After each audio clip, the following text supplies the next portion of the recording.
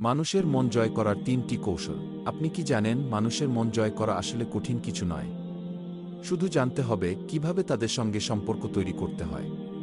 আজকে আমি আপনাদের শেয়ার করব মানুষের মন জয় করার ৩টি শক্তিশালী কৌশল। প্রথম কৌশল, শ্রদ্ধা ও মনোযোগ। যখন আপনি কারো সঙ্গে কথা বলছেন, তাদের পুরোপুরি মনোযোগ দিন। তাদের কথা শোনার চেষ্টা করুন, তাদের অনুভূতিকে গুরুত্ব দিন। এইভাবে আপনি তাদের মন জয় করতে পারবেন। দ্বিতীয় কৌশল, হাসি ও সুন্দর চিন্তা।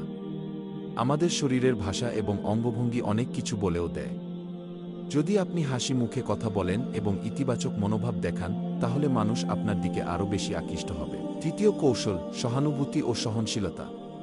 মানুষের অনুভূতিতে সহানুভূতি দেখালে তারা বুঝতে পারে আপনি তাদের পাশে আছেন।